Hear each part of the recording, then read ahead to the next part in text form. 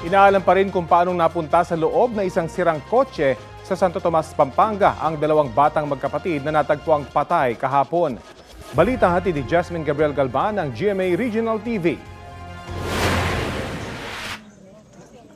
Sa loob ng sirang kotseng yan, natagpuan ang dalawang bata sa barangay San Matias sa Santo Tomas, Pampanga. Wala na silang buhay. Magkapatid ang mga bata na edad 5 at 6. Ang kotse, 500 metro lang ang layo mula sa bahay ng mga bata. Nakita ko ako mismo, personal, nangangamoy na kumang. So, ibig sabihin na parang matagal na silang patay. Ito ongoing pa yung ongoing pa yung soko natin na nagpapasising ng crime scene. Ayon sa ina ng mga bata, Sabado pa niya huling nakita ang dalawa, pero hindi na raw niya nakita pagsapit ng gabi. Hindi raw niya naisip noon na nawawala ang mga anak dahil sa pag-aakalang kinuha sila ng kanilang tatay na nakatira sa ibang barangay. Bago sila mawala, pinakain ko muna. Nawala na. Akala ko nandun sila sa tatay nila eh. Hindi ko alam, napunta sila dyan. Sabi naman ng ama ng mga bata, hindi niya kinuha ang mga anak at Hunyo pa raw nang huli niya silang mabisita. Hindi rin daw niya kukunin ang mga anak nang hindi nagpapaalam. Patuloy ang investigasyon ng pulisya sa kung paano napunta ang magkapatid sa kotse. Pero sa ngayon, initial call naman namin walang kitang-kitang foul play. Jasmine Gabriel Galban, nagbabalita para sa GMA Integrated News. Maging ang Commission on Elections, may aamba na ring investigasyon laban kay suspended Mayor Alice Guo. Ang kampo ng alkalde sinabing posibleng hindi siya dumalo sa susunod na pagdinig ng Senado tungkol sa Pogo. Balitang hatid ni Sandra Aguinaldo.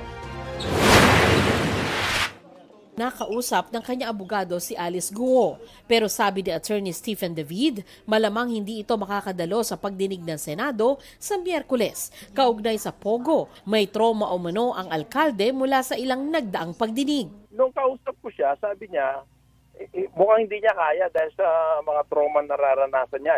Bantakin mo naman sa dami ng mga binabatong aligasyon sa kanya.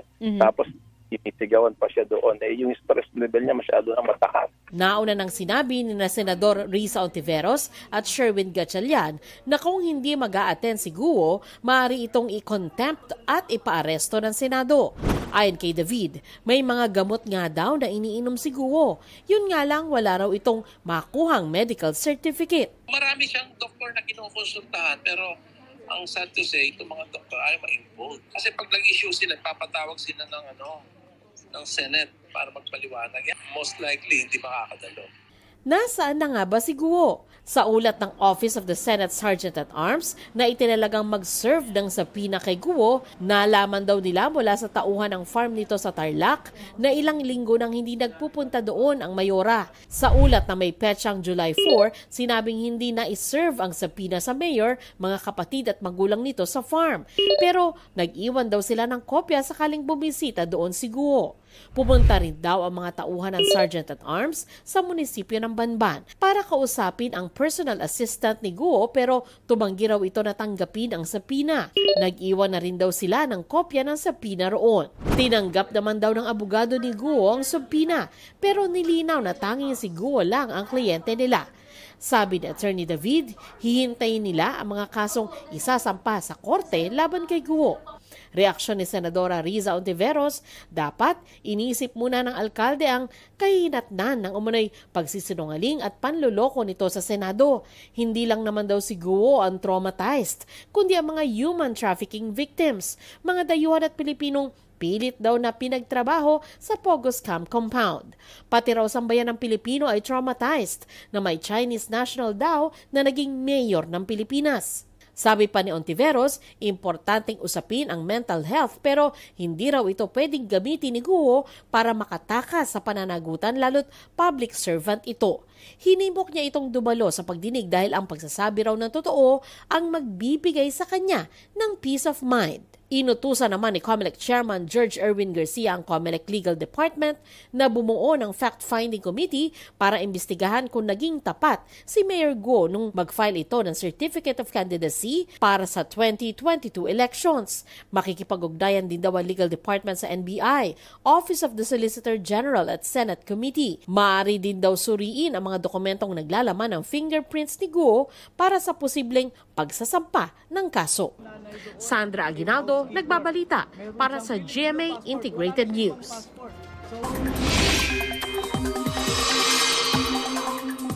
Isa ang patay sa pagbaha sa ilang lugar sa Negros Oriental dahil sa walang tigil na pag-uulan. Ayon sa mga otoridad, taga-bayan ng Bindoy ang nasawi. Mag-isa lang daw ang biktima ng rumagasaang baha. Isa pang residente ang pinaghahanap. Sa tindi ng pagbaha sa bayan, pinasok na ng tubig ang mga bahay matapos umapaw ang ilog. Isang tulay ang naputol dahil sa malakas na agos ng tubig. Nasa 40 residente naman ang inilikas at nasa evacuation center na. Namigay rin ng paunang tulong ang mga otoridad. Inanod naman ng baha ang isang pickup na may sakay na 17 pasahero sa barangay Cantumog sa Carmen, Cebu. Umapaw kasi ang tubig sa isang sapa doon dahil sa malakas na ulan.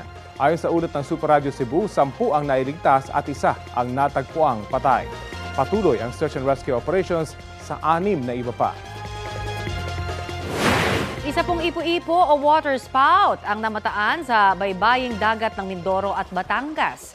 Nabubong po ang ipo-ipo dahil sa isang matinding thunderstorm. Kita po mula sa laot ng Mabini, Batangas, ang hugis embudo na ulap.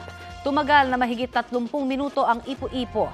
Ayon po sa Pag-asa, halos doble ang lakas ng ipo-ipo kumpara sa hangin na taglay ng isang bagyo na may signal number 5. Kaya pinapaalalahanan po ang mga mangingisda na huwag munang tangkaing pumalaot kapag may nakitang ipo-ipo. Ngayong Martes, mataas muli ang tsansa ng mga local thunderstorm o kaya yung mga ulang dulot ng easterlies sa iba't ibang bahagi ng bansa. Base sa rainfall forecast ng Metro Weather, posible po ang heavy to intense rain sa ilang lugar na maaari magdulot ng baha o landslide. Uulanin ding muli tayo rito sa Metro Manila dahil po sa inaasahang ulan, muling binabalaan ang mga taga Mimaropa, Western at Eastern Visayas, Zamboanga Peninsula, Northern Mindanao, Soc-Sargen, Caraga Region at BARMM sa banta ng pagbaha. Pinagbabaril ang isang motorcycle rider sa Bagong Baryo, Caloocan. Matapos siyang pagbabarilin, tinangay pa ng suspect ang kanyang motorsiklo. Balitang hatid ni James Agustin. Mag-alas 9 kagabi ng makunan sa CCTV ang maglibing partner na sakay ng motorsiklo at pumasok sa General Terona Street sa Bagong Baryo, Caloocan. Pagdating sa gitnang bahagi ng kalsada, bigla na lang pinagbabaril ng isang lalaki ang motorcycle rider. Kahit nakatumba na ang rider, ilang ulit pa siyang pinaputukan. Ang kinakasama ng biktima na patakbo. Itinayo ng gunman ang natumbang motorsiklo ng rider at sinakyan nito. Tumakas siya paliko ng MD Castro Street. Sa isa pang anggulo ng CCTV bago ang paumaril, kita na sumulpot ang lalaking namaril mula sa isang bahay at tumakbo papalapit sa rider. Dead on the spot ang rider na kinilalang si John Mark Robidillo.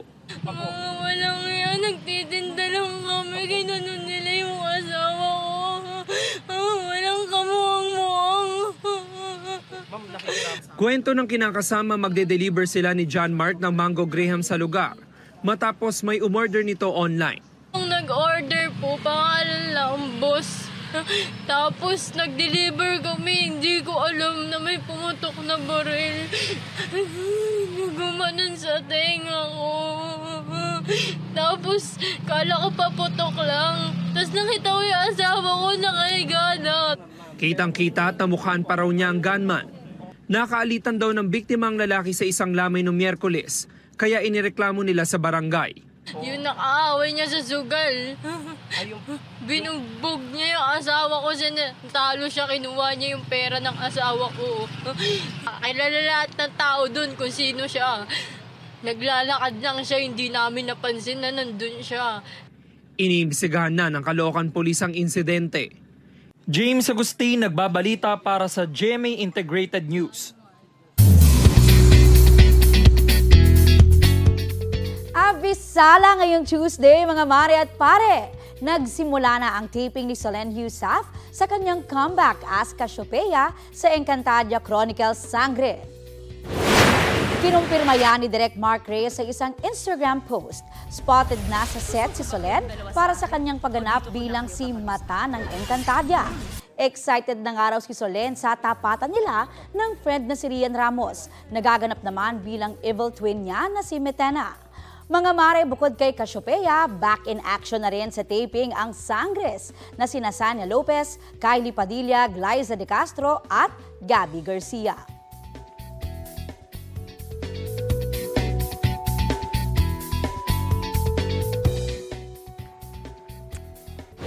Underground tunnel na may secret rooms at indoor firing range ang ilan po sa mga nadiskubre sa ni-raid na resort sa Porac, Pampanga noong pong weekend. Ito naman ang sinasabing tinutuluyan ng mga boss sa Pogo Hub sa naturang bayan. Balitang hatid ni Salima Refran. Aakalain mong nasa ibang bansa ka pag pumasok sa exclusive resort na ito sa Porac, Pampanga. White House o mansyon ang tawag rito ng mga residente. Ang 2 hektaryang property, may 3 mansyon, swimming pool at man-made lagoon na may pavilion pa sa gitna. Pero ang magandang lugar na ito, may tinatago palang mga sikreto. Sa bisa ng search warrant, sinalakay ng iba't ibang unit ng Pampanga Police ang compound Sabado ng umaga. Tinutuluyan at posible raw dito nagtago ang incorporator sa Chinese big bosses ng kalapit lang na Lucky South 99, ang iligal na pogo na ni-raid ng mga otoridad dahil pugad umano ng iba't ibang scam, kidnapping, illegal detention, torture, human trafficking at sex trafficking. Hinahanap pa rin ho natin yung mga sinasabi nilang mga Chinese na nakatakas, yung mga boss na wala pa. At purpose nga baka sa human trafficking meron pa tayong makuha doon. Napaliligiran ng mga CCTV at mga asong lugar. May sarili rin itong helipad. Mamahaling gamit at muebles naman ang nasa loob ng villas na may sarili ring KTV at game room. Bagsakan ng mga bosses siguro. Kasi talagang mga for VIP lahat yung setup, different rooms. Lalong kinagulat ng mga otoridad ang underground tunnel na nagkokonekta sa villa sa pavilion. Nakatago sa mga pader nito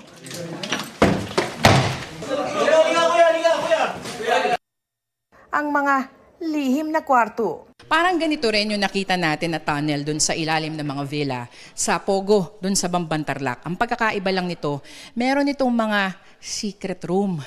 Itong kwartong to, bago ka makapasok, kailangan itutulak mo pa tong cabinet.